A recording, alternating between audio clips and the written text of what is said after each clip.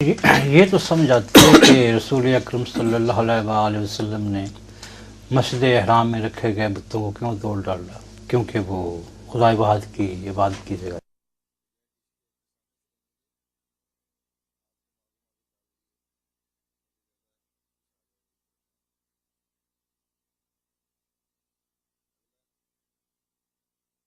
نہیں آتی کہ حضرت ابراہیم علیہ السلام نے اور محمود غزنوی نے بھی دوسروں کے مندروں میں جا کر ان کے دیوتاؤں کو کیوں توڑ ڈالا۔ نبی ہو چکے تھے اس وقت وہ؟ کون جی؟ حضرت ابراہیم نبی بن چکے تھے؟ نبی تھے، ہاں جی۔ ہاں، کس نے بتایا آپ کو؟ وہ جو واقعہ گزرا ہے کس عمر میں گزرا ہے اور کن حالات میں گزرا ہے، وہ عمر جو ہے وہ 50 سے کم ہے ڈیفینیٹلی، کیونکہ جس طرح اس نوجوان کا ذکر ہے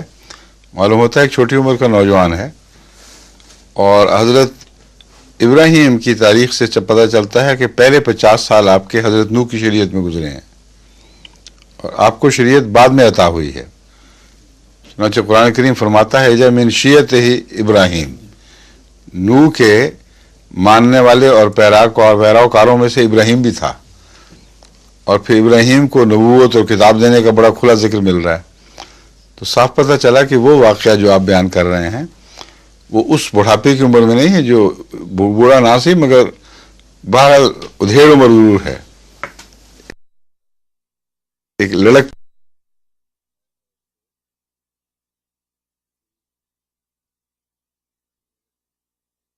تھا بتوں کے خلاف، اور اس میں ایک حکمت بھی تھی ان کو سمجھانے کی خاطر کہ اگر بتوں میں جان ہے یا بتوں کے پیچھے کوئی خدا ہے انہی کی نمائندگی میں، یا یہ اس کی نمائندگی کر رہے ہیں، تو یہ واقعہ اتنا بھیانک ہو گیا ہے اور کسی کو کچھ پتہ نہیں، تم کسی بت سے پوچھ بھی نہیں سکتے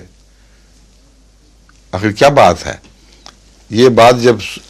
انہوں نے سمجھی دلیل تو نکسوا علی رؤوسہم، وہ اندھے منہ اپنے گریبانوں میں جھانکنے لگے، اندھے منہ، اور وہ سمجھے کہ ان کے پاس کوئی دلیل نہیں۔ پھر غور کیا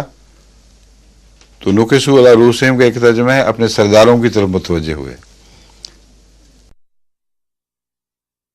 تو دوسرا پہلو اس مضمون کا یہ ہے کہ پھر غور کیا اور مشورے ہوئے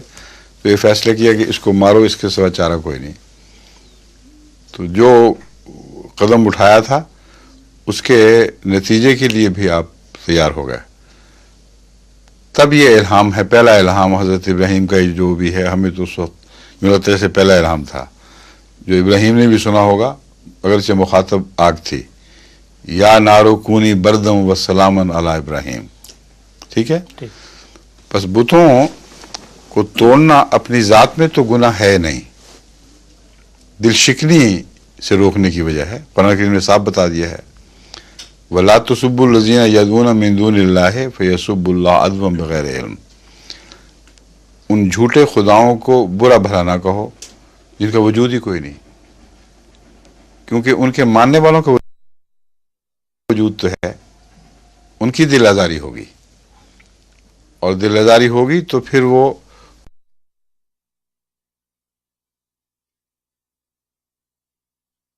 خدا کو بھی گالیاں دیں گے اور تم ذمہ دار ٹھہرو گے۔ پھر بڑا ہی پر حکمت کلام ہے، جہاں غیر مذاہب کے فرضی خداؤں کی بھی اتنی عزت قائم کرنے کا حکم ہے کہ ان سے متعلق بد کلامی نہ کرو، اگر اور وجہ نہ صحیح تو یہ تو سوچو کہ وہ بد کلامی کریں گے تو تمہارے سچے خدا پر بات آئے گی۔ یہ تعلیم ہے عمومی، مگر فی ذات ہی بت کوئی حقیقت ہی نہیں رکھتے، اور کوئی انسانی یہ فطری جرم نہیں ہے، لیکن چونکہ متقابل کو بھی اپنا مذہب اچھا دکھائی دے رہا ہے، اسی آیت کے آگے خدا یہ بیان کر رہا ہے، اس لیے حکمت عملی ہے، ذاتی گناہ نہیں ہے، میرا مطلب ہے ایک حکمت عملی ہے، اور بنیادی طور پر انسانی حقوق کو تسلیم کرنے کی وجہ سے اس کے سوا کوئی اور تعلیم دکھائی نہیں دیتی، ممکن نہیں ہے۔ بس ابراہیم علیہ السلام نے جو بت توڑے ہیں وہ حقیقت میں انسانی قدروں یا خدا کے احکام کی نافرمانی نہیں کی ہے، بلکہ اس زمانے میں جو حالات تھے اس زمانے میں آپ نے ایک رسک لی ہے، اپنی جان کی رسک لی ہے، اور کہا ہے میں اس کے باوجود تم پر ثابت کر کے دکھاؤں گا کہ ان کی کوئی حقیقت نہیں۔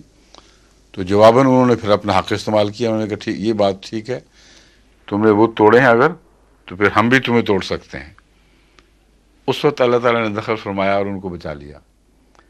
مگر کھلی چھٹی نہیں ہے کہ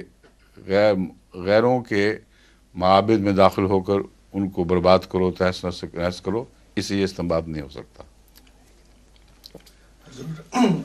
ظہور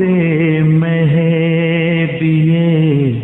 آخر زمان